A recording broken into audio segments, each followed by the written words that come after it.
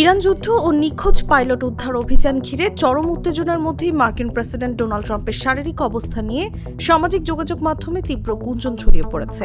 ৭৯ বছর বয়সী নেতাকে ম্যারিল্যান্ডের Walter Reed national military medical সেন্টারে ভর্তি করা হয়েছে, এমন গুঞ্জন ছড়িয়ে পড়েছে সামাজিক যোগাযোগ মাধ্যমগুলোতে।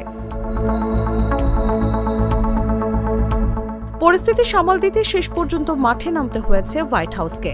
গত শনিবার সকালে হঠাৎ করেই প্রেসিডেন্টের দৈনন্দিন সূচিতে কেবল এক্সিকিউটিভ টাইম বরাদ্দ রাখা হয়।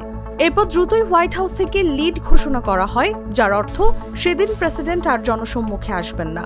সপ্তাহান্তের ছুটিতে ট্রাম্পের মতো কর্মচঞ্চল একজন ব্যক্তির এমন হঠাৎ অনুপস্থিতি এবং জনৈক ধারাভাষ্যকর এড ক্রাসেনস্টাইনের একটি পোস্ট সামাজিক যোগাযোগ মাধ্যমে আগুনের মতো ছড়িয়ে পড়ে। গুঞ্জন ওঠে ওয়াল্টার রিড হাসপাতালের চারপাশের রাস্তা বন্ধ করে দেওয়া হয়েছে এবং প্রেসিডেন্টকে সেখানে চিকিৎসার জন্য নেওয়া হয়েছে।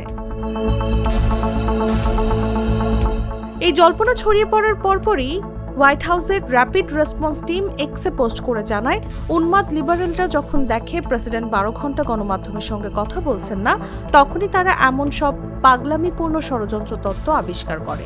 ভয় পাবেন না, প্রেসিডেন্ট ট্রাম্প আক্ষরিক অর্থে এক মুহূর্তের জন্য কাজ থামান না। বিভিন্ন ফ্যাক্ট চেকার এবং সংবাদ মাধ্যম হাসপাতালের সামনে কোনো অতিরিক্ত নিরাপত্তা বা প্রেসিডেন্টের গাড়িবহর দেখতে পায়নি, ফলে ট্রাম্পের হাসপাতালে ভর্তির দাবির কোনো নির্ভরযোগ্য প্রমাণ মেলেনি। তবে ৭৯ বছর বয়সী ট্রাম্প যুক্তরাষ্ট্রের ইতিহাসের অন্যতম বয়োজ্যেষ্ঠ প্রেসিডেন্ট হওয়ায় তার স্বাস্থ্য নিয়ে জনমনে সবসময় বাড়তি কৌতূহল থাকে। Mr. Noodle